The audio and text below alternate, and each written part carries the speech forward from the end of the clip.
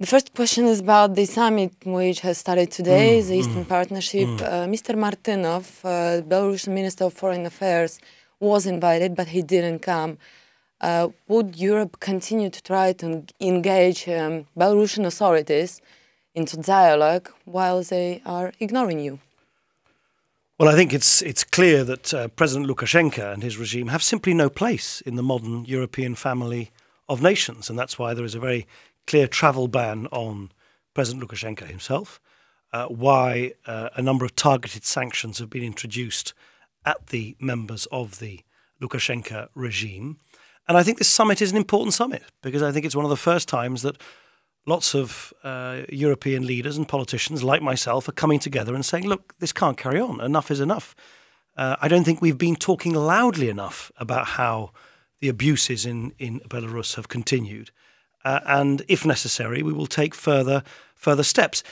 On the other hand, if there is genuine reform in Belarus, and if prisoners are released, and if opposition leaders are released, and if the abuse of the human rights of the Belarusian peoples is ended, then of course we stand ready to engage with Belarus. But engagement is a two-way street. You know, engagement requires action on both sides, and at the moment, all the signs are that in Belarus, the regime is going backwards, not forwards.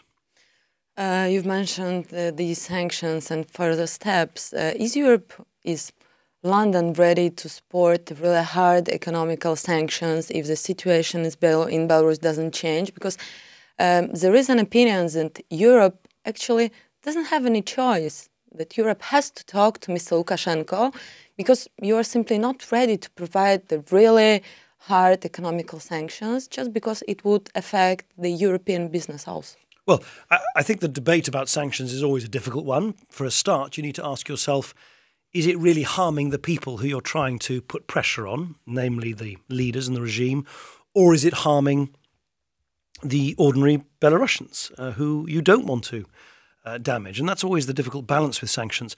But is it something that we're going to debate? Is it something we're going to look at? Is it something that we can constantly keep under review and, if necessary, take further actions? Of course, of course. Otherwise, these summits are just empty words. I think the Belarusian regime must understand that that the patience is now really wearing out in European capitals, not just in London but elsewhere as well.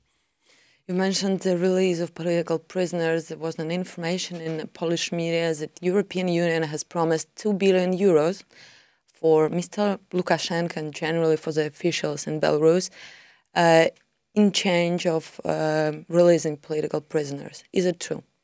There's no European plan, of course not, to pay money for the release of Belarusian prisoners. Of course not.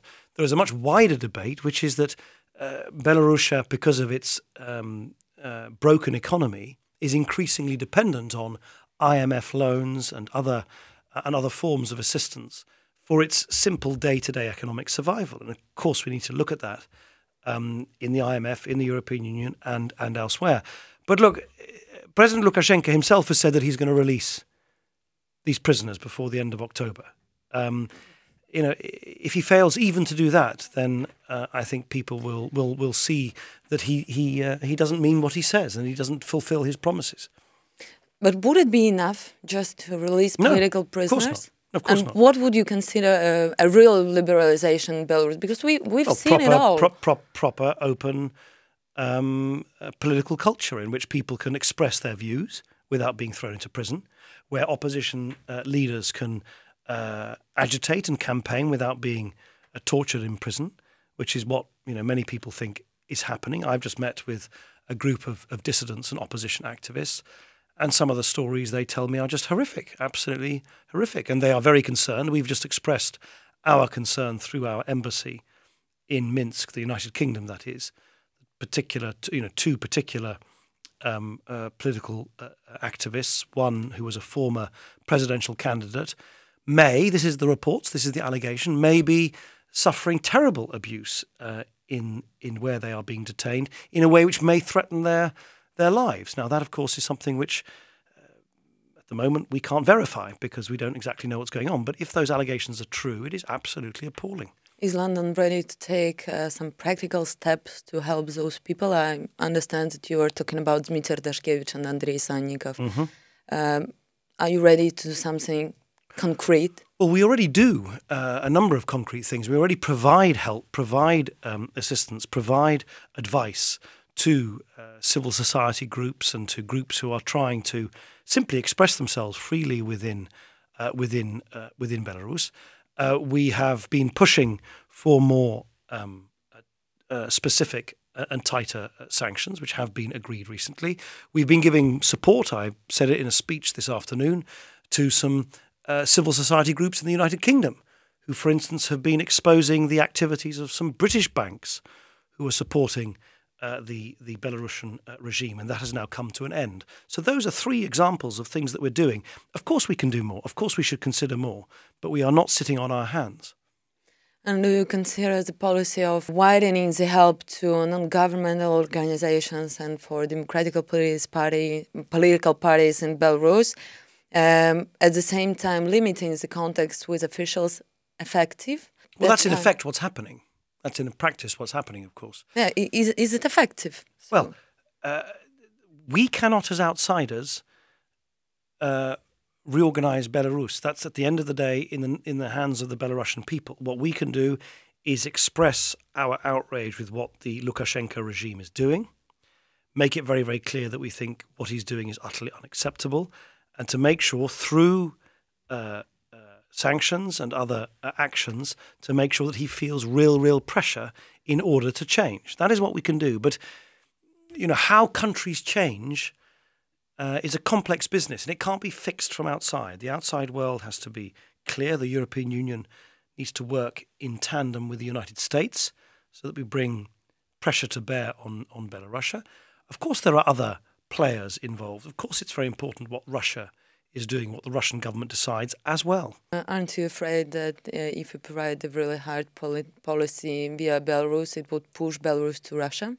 Well, that's one argument that people say against taking action. That's the debate that everybody has. Some people say, no, we must engage and not take action because that will push Belarus into Russia's arms. Other people, including the dissidents and activists that I've met this afternoon, say, no, you've got to be unambiguous. Personally, my personal view is that the level of abuse of human rights by President Lukashenko is now completely unacceptable, and that it would be inconsistent for us in the United Kingdom or the European Union to say in one country in North Africa in the Arab Spring, we're going to take action. I'm talking about sanctions now, not military action, of course. Take sanctions and not do so in Belarus, which is in any event pushed into the hands of Russia. So I'm not sure if it would change it very much. That's my personal view. But these are the kind of debates. These are the kind of debates that we're going to have within the European Union in the months and weeks ahead. Coming back to those forces working inside of Belarus, do you agree with the statement that the president of Lithuania, Dalia Grybauskaitė, made on Belarusian opposition? What was the statement? That Belarusian opposition is not interested in the liberty and democracy in the country. Just a part of this opposition is not, and they care just about the money. Well, look, I'm not going to provide a running commentary on the nature of the different opposition groups within Belarus. I don't think that's the role of outside politicians or other countries. We must play our role to try and create the conditions in which change can take place in Belarus. We cannot do it for the Belarusian people. We can make our opposition to President Lukashenko known, and we can take action in the way that we have discussed. But I really don't think it helps to start providing a running commentary on opposition groups that of course are operating in an incredibly difficult environment where they've had absolutely no oxygen of free expression and free speech to be able to express themselves properly in the first place. We have some questions that our listeners wanted to ask you, so I'll propose one of these questions. The visa issue is really popular among Belarusians today, and that's a question from a Belarusian in Scotland. The new UK visa regime for Belarusians is draconian. Will I be able to host my non-English speaking, not connected to the internet parents in Scotland at the times that suits us without me being gravely ill? Why do we, Belarusians, have to suffer for the deeds or non-deeds of our government? Or is it the greediness and or neglect on behalf of the UK border agency?